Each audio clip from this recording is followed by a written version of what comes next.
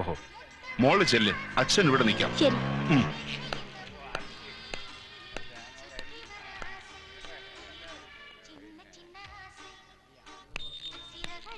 ഈ ഹോസ്റ്റലിൽ എങ്ങനെയാ, മുറി ഒഴിവുണ്ടാവോ? അയ്യോ, അത് ഹോസ്റ്റൽ അല്ല, വനിതാ വികസന കോർപ്പറേഷൻ സൂപ്രണ്ട് ചിന്താമണി അമ്മളുടെ വീടാണ്. അവിവാഹിതയായവരവിടെ ഒറ്റയ്ക്ക് താമസിക്കുന്നുണ്ട്. കൂട്ടിന് 2-3 പെണ്ണുങ്ങളെ കൂട്ടിയിട്ടുണ്ടല്ലോ. ഈ പേയിങ് ഗസ്റ്റ് ഒരു ഏർപ്പാടുണ്ടല്ലോ, അതുപോലെ. അപ്പോ എന്റെ മോൾക്കും ഒരു അഡ്മിഷൻ കിട്ടുമായിരിക്കും. കിട്ടിയേക്കും, പക്ഷേ അവരുടെ റൂൾസ് ആൻഡ് റെഗുലേഷൻസ് കുറച്ച് കട്ടിയാണ്. നിങ്ങൾ വിവാഹിതയാണോ? അല്ല, റിംഗ് എക്സ്ചേഞ്ച് കഴിഞ്ഞതാ.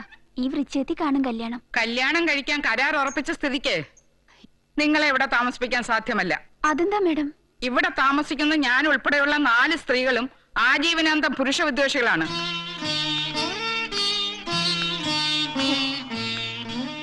എന്തു പറഞ്ഞിട്ടെന്താ, ദൈവവും പുരുഷന്മാരുടെ കൂടെയാ. ഇന്നത്തെ വിധിയെങ്കിലും ആ ടോണിക്ക് എതിരാവണേന്ന് ഞാൻ മനസ്സ് നൊന്ത് പ്രാർത്ഥിച്ചതാ. അയാള് ജയിക്കാനായി ജനിച്ചവനാ. ഇങ്ങനെ വാദിക്കുന്ന കേസിലൊക്കെ ആ ടോണിയോട് തോൽക്കാൻ നിൽക്കുകയാണെങ്കിൽ വക്കീല് കേസില്ല വക്കീലായിട്ട് ഇവിടെങ്ങാനും ചുരുണ്ടു കൂടേണ്ടി വരുമെന്നാ എന്റെ പേടി. പിന്നെ മാസാമാസം കൃത്യമായിട്ട് വാടക കൊടുത്തില്ലെങ്കിൽ സൂപ്രണ്ടിന്റെ വിധം അങ്ങ് മാറും. നിങ്ങളൊന്ന് ചുമ്മാരി. അയാളെ ഒരു കേസിലെങ്കിലും തോൽപ്പിച്ചിട്ടേ ഞാൻ ഈ വക്കീൽ പണി അവസാനിപ്പിക്കൂ. ആരാ സൂപ്രണ്ട് വന്നത്? കല്യാണ നിശ്ചയം കഴിഞ്ഞ് ഒരുത്തി വന്നിരിക്കാം ഇവിടെ പേയിങ് ഗസ്റ്റ് ആയിട്ട് കൂടാൻ. ചേടാ, എങ്ങനെ അവർക്ക് അതിനുള്ള ധൈര്യം വന്നു? എന്നിട്ട് സൂപ്രണ്ട് എന്ത് പറഞ്ഞു? കല്യാണം സെഞ്ച് അവന്റെ തനിനിര പറഞ്ഞ് പുരുഷവർഗത്തെ മുഴുവൻ വെറുത്തിട്ട് വാ, അപ്പുറമാ അഡ്മിഷൻ കൊടുക്കാം. അല്ല പിന്നെ കോപം വന്നാൽ അത് മുള്ളായി മാറും തങ്കമണി. കോപം വന്നാൽ അത് തുണിയായി മാറും. വെങ്കടിക്ക് പിന്നെയും തുടങ്ങിയല്ലേ ചൊറിച്ചില്. ഇന്ന് അവന്റെ സംഗീതം അവസാനിപ്പിച്ചിട്ട് എന്നെ കാര്യം. നീங்க വാങ്ങ.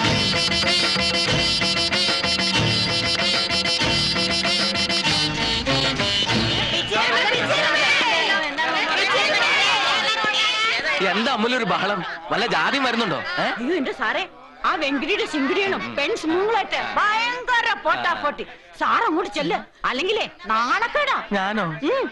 കുറച്ചു നാളായി ഞാൻ വിചാരിക്ക ഇവരെയൊക്കെ ഒന്ന് ഒതുക്കണോന്ന്. പെണ്ണുങ്ങളായ കുറച്ച് അടക്കം ഒതുക്കൊക്കെ വേണ്ടായോ? എന്നാ അമ്മല് പോ. കൃഷ്ണ, ആരെ വേണമെങ്കിലും നേരിടാം, പക്ഷെ ഇവറ്റകളെ. കൊറേ നാളായി മനുഷ്യന്റെ സ്വൈര്യം കെടുത്താൻ തുടങ്ങിയിട്ട്. പോനാ പോട്ടോന്ന് വിചാരിക്കും തോറും അഹമ്മദ് കൂടി വരിക. പുരുഷന്മാരോട് വെറുപ്പ് കാണിച്ചോ, പക്ഷെ സംഗീതത്തോടും വേണം ഈ വെറുപ്പ്. ഇതാണ് സംഗീതം. പെണ്ണുങ്ങളെ അവഹേളിക്കുന്ന തരത്തിൽ പൂരപ്പാട്ട് വെക്കാൻ നിനക്കൊക്കെ ആരാണ് തന്നത് ലൈസൻസ്? അയ്യോ ക്ഷമിക്കണേ, കാസറ്റ് കടയാവുമ്പോ ചിലപ്പോ പാട്ട് വെച്ചെന്നൊക്കെ ഇരിക്കും. അക്കണക്കിന് തോക്ക് വെക്കുന്ന കടയിൽ എന്നും വെടിശബ്ദം കേൾക്കണമല്ലോ. തുടങ്ങണ്ടേ, അപ്പൊ വെടിവെച്ച് കാണിച്ചു തരാം. കപ്പ കമ്പൂലിക്കുന്ന ഇയാൾ കുറെ വെടി വെക്കും. ഒരു കേണല് എവനൊക്കെ ഒന്നുമെന്നും മിണ്ടായി. പബ്ലിക് ന്യൂസൻസിന് കേസ് ചാർജ് ചെയ്ത് ഇവനെ അകത്താക്കുമ്പോ പഠിച്ചോളൂ.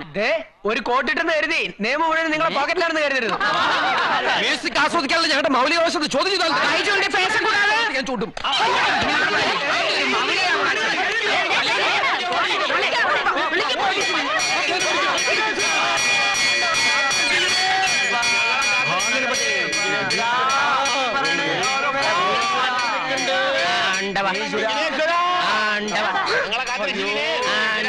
അയ്യോ, സൂപ്പറിന് പോയി.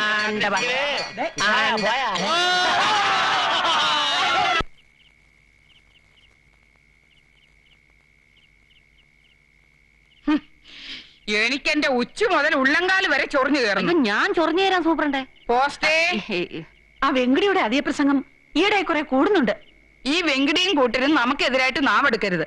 അതിന് എന്നെ വക്കീലെ ഒരു മാർഗം. മാർഗം ഉണ്ടാക്കാം. മറ്റേ കാസറ്റൊക്കെ മാറ്റിക്കോ.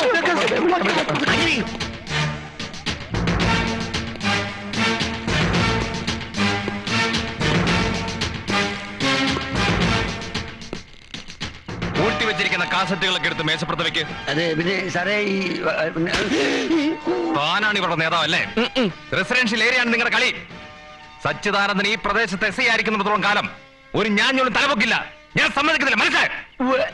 മനസ്സിലായി, പക്ഷെ ഒന്നും മനസ്സിലായില്ല. ഇന്നലെ വരെ ഇതിന്റെ മുമ്പിൽ വായി നോക്കിക്കൊണ്ടിരുന്നവൻ ഇന്നെങ്ങനെ എസ് ഐ ആയെന്ന്. 2-4 ദിനം കൊണ്ടൊരുത്തനെ തണ്ടിലേറ്റി നടത്തുന്നതും ഭവാൻ എന്നല്ലേ? ആട്ടെ, പേടിച്ചില്ലേ? സത്യം പറഞ്ഞാ പേടിച്ചു. ആണുകാറ മൂലയിലെ നാരികളായിട്ട് ഒരു അംഗം കഴിഞ്ഞിട്ടിരിക്കുക. ഞങ്ങൾ വിചാരിച്ചത് അവര് പോലീസിലെ ഫോൺ ചെയ്ത് വരുത്തിയതായിരിക്കുന്നു. അപ്പോ ഞാൻ കയറി വന്ന സിറ്റുവേഷൻ ഒക്കെ ആയിരുന്നു. കറക്റ്റ്. എവിടുന്ന് സംഘടിപ്പിച്ച കോസ്റ്റ്യൂം? ജോഷ് സാറിന്റെ പടത്തില് ഉല്ലാത്തിച്ചാർ സീനിൽ കയറി പറ്റി.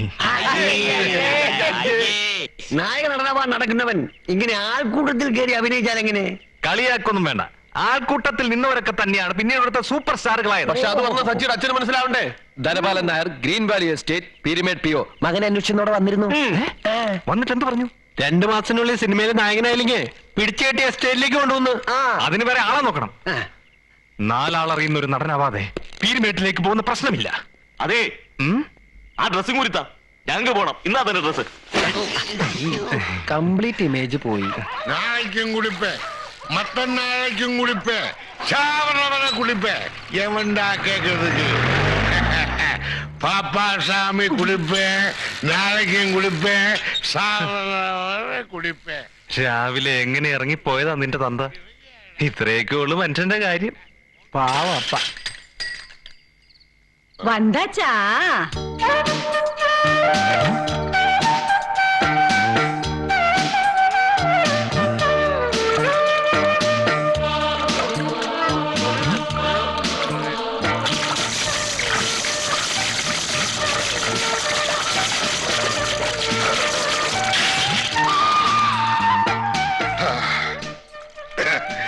ஏன்னா சாப்பிட வரையலா? இதெல்லாம் கேள்வி. சாப்பாடு எடுத்து வை. ஒரே பசியா இருக்கிறவங்களோ. வாங்கண்ணா. வர்றேன். ഡോളി മോളു ഞാൻ എടുത്തിട്ടുള്ളതൊക്കെ എന്തൊക്കെയുണ്ട് മോള് വിശേഷങ്ങള്? ഇന്നലെ പഠിപ്പിച്ച പാട്ടൊന്ന് പാടിയേ. Twinkle twinkle. ഞാൻ പാടാം. Nancy, phone. ആരുടെ ഫോണാ? വക്കീൽ ഓഫീസിൽ നിന്നാ. ആഹാ, ആരും ഇന്നും റെഡി ആവില്ലയാ? ഇന്ന് ഡോളി മോള് വന്ന ദിവസല്ലേ? ഞങ്ങൾ അടുത്ത സെമിനാറിന് വരാൻ സൂപ്പറുണ്ടേ. എനിക്ക് പോകാതിരിക്കാൻ പറ്റില്ലല്ലോ. നിങ്ങളുടെയൊക്കെ മട്ട് കണ്ട എന്റെ മാത്രം കാര്യമാണെന്ന് തോന്നും. ശരി, ഹായ് മോള്. ടാറ്റാ. പിതാ രക്ഷതി കൗമാരേ, ഭർത്താ രക്ഷതി യൗവനേ, പുത്രോ രക്ഷതി വാർദ്ധക്യേ, ന സ്ത്രീ സ്വാതന്ത്ര്യമർഹതി. കൗമാരത്തിൽ പിതാവിന്റെ ശാസനയിൽ, യൗവനത്തിൽ ഭർത്താവിന്റെ ചൊൽപ്പടിയിൽ, വാർദ്ധക്യത്തിൽ പുത്രന്റെ ഭരണത്തിൽ. ഇങ്ങനെ ജീവിതത്തിന്റെ എല്ലാ ഘട്ടങ്ങളിലും സ്ത്രീ പുരുഷന്റെ അടിമയാണ്.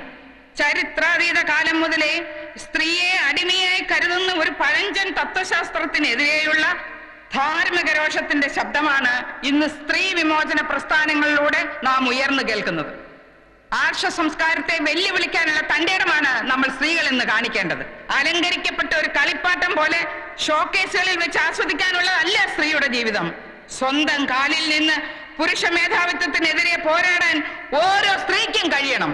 ഒരു താലിച്ചരുടെ കഴുത്തിൽ ഏറ്റിയാൽ അടിയറ പറയിക്കാം എന്ന ധാരണ ആദ്യം ഇല്ലാതാക്കണം. പേടിച്ചു പോയല്ല.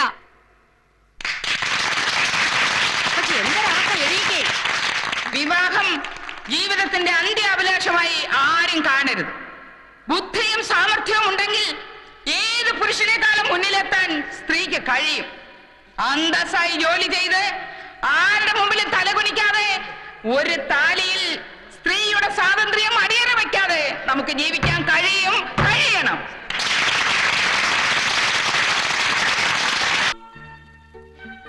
നീലാകാശത്തിൽ നടന്നു വീണ നക്ഷത്രങ്ങളെ പെറുക്കിയെടുത്ത് ഞാൻ നിനക്ക് തന്നു. ആ രാത്രിയുടെ രൂക്ഷഗന്ധം ഇന്നും എനിക്ക് ഊഷ്മള സ്മരണയാണ്. അന്നും നീ എന്റെ അസ്വാസ്ഥ്യമായിരുന്നു. ഇന്നും അതെ പ്രിയേ.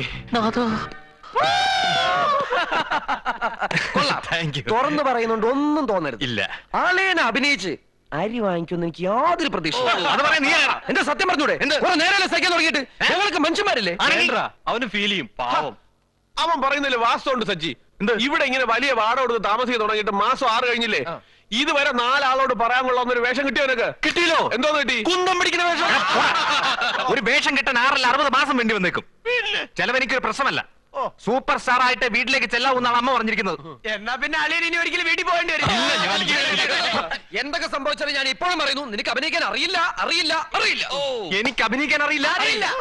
എടാ, എനിക്ക് അഭിനയിക്കാൻ അറിയാവോ ഇല്ലയോ എന്ന് ഞാൻ കാണിച്ചു തരാം. ഒരവസരം വരട്ടെ.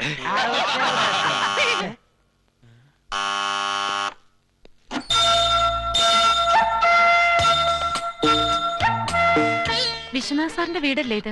അല്ലല്ലോ. അല്ല, ആരുടെ വീടാണെന്ന് ചോദിച്ചത്? വിശ്വനാഥ് സാറിന്റെ. സോറി, വിശ്വംഭരൻ എന്നാ ഞാൻ കേട്ടത്. ഇത് തന്നെ വിശ്വനാഥ് സാറിന്റെ വീട്. വന്നാട്ടെ, ഞാനെടുക്കാൻ. വേണ്ട, സാറില്ലേ? ഉണ്ട്, ഇപ്പൊ വരും. നടക്കാൻ ഇറങ്ങിയതാ. വാ, ഇരുന്നാട്ടെ. പൂച്ച പൂച്ച പൂച്ച, കിച്ചണി പൂച്ച. അമ്മാവന് ദിവസവും സന്ധ്യക്ക് നടപ്പ് പതിവുള്ളതാ. താമസിക്കില്ല. സാറിന്റെ വൈഫില്ലേ? പൂച്ച കൊല്ലി. ഞാൻ കല്യാണം കഴിച്ചിട്ടില്ല. ഞാൻ വിശ്വനാഥ് സാറിന്റെ കാര്യം ചോദിച്ചത്. അമ്മായി കൂടെ പോയി. കുടിക്കാൻ എന്താ വേണ്ടത്? ഒന്നും വേണ്ട. അത് പറഞ്ഞാ പറ്റില്ല. അമ്മാവനെ അന്വേഷിച്ച് ആരെങ്കിലും ഒരാൾ വീട്ടിൽ വന്നാൽ ഒരു ഗ്ലാസ് നാരങ്ങ വെള്ളമെങ്കിലും കൊടുത്തില്ലെങ്കിൽ പിന്നെ വഴക്കെനിക്കാ. 1 സെക്കൻഡ്. പൂച്ചക്കെട്ടി ഞാൻ വെച്ചിട്ടുണ്ട്. എന്തുവാ ഇത്? തമാശ കളിക്കല്ലേ? അത് പിന്നെ ഞങ്ങൾ ഇവിടെ ഉണ്ടെന്ന് അറിയാൻ ഒരു സിഗ്നൽ തന്നല്ലേ. ഇല്ലെങ്കിൽ നീ കാട് കയറി ഹിമാലയത്തിൽ അങ്ങനെ പോയാലോ? നിങ്ങളല്ലേ പറഞ്ഞ് എനിക്ക് അഭിനയിക്കാൻ അറിയില്ലെന്ന്. എടാ, ഇംപ്രൂവൈസ്ഡ് ആക്ടിങ് എന്താണെന്ന് ഇപ്പൊ മനസ്സിലായില്ലേ?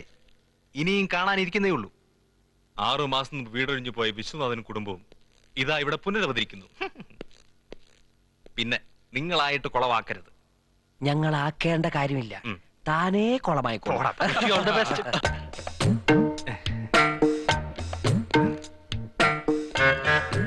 എന്താ പേര്? പേരെന്താ? എന്താ പേര്? ഭാഗ്യരേഖ. നല്ല ബെസ്റ്റ് പേര്. അമ്മാവനെ കണ്ട് പ്രത്യേകിച്ച് എന്തെങ്കിലും? പ്രത്യേകിച്ചൊന്നുമില്ല, കുറച്ചു ദിവസം ഇവിടെ താമസിക്കാൻ വന്നതാ.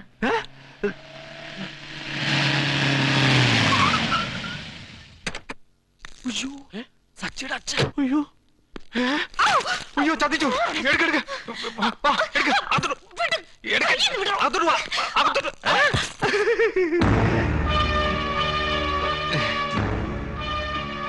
ഏതാടാ ഇവള്? ആരാടി കൊച്ച നീ?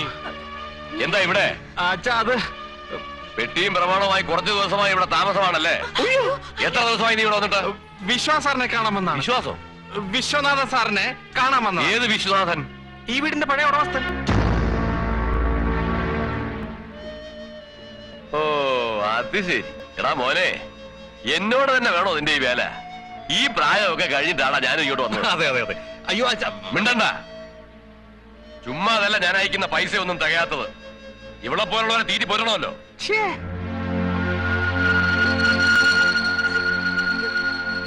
ഇനി നിന്റെ കണ്ണീര് കാണാത്ത കുഴപ്പമുള്ളൂ ഇവിടെ.